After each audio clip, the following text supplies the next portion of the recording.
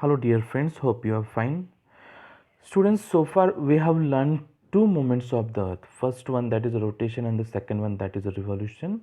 Right? The first one, that is a rotation, causes for days and night, and we'll be seeing in the present video the second moment of the earth, that is revolution, how it causes for seasons. Okay, before going to start, let's see this once again. Here, this is the globe, means that our earth looks like this globe. Okay, one thing we have to understand is here that see this axis. Okay, axis means what? Imaginary line passes through the center of the earth. Okay, and our earth keeps rotating around this axis from west to east direction. Okay, important thing is that axis is not upright, it is not straight.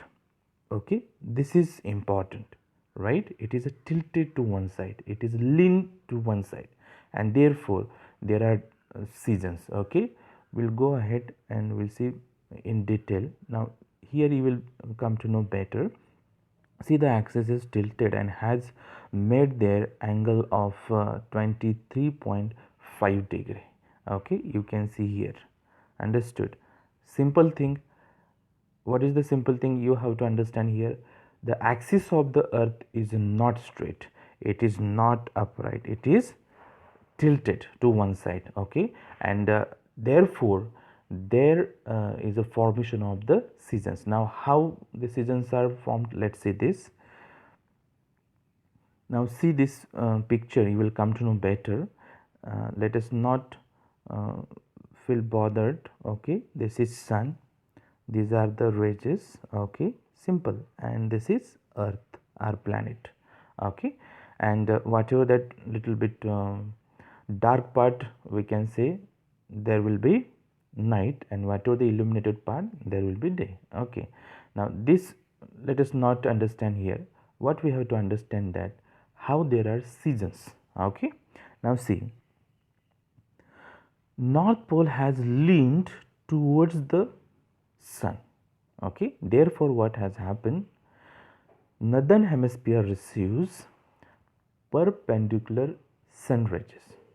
Northern hemisphere receives more sun rays. Okay, therefore here is a summer. Understood? And what about this southern hemisphere? Southern hemisphere receives slanting sun rays. Okay, slanting sun rays, and therefore there is a winter.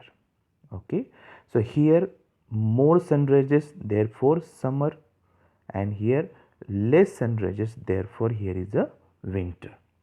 Okay, now here when there is a summer season, the 21st June, okay, 21st June is the longest day in northern hemisphere, and we call this day summer solstice. Okay, once again I'll repeat this: summer and winter. Now here is the summer. Why here is summer in northern hemisphere? Because northern hemisphere receives more sun rays. Why here is a winter in southern hemisphere? Because there are very less sun rays received. Right, we'll move to the next slide. Now here you look very carefully. Once again the same picture. Okay, only southern pole has leaned towards the sun, isn't it?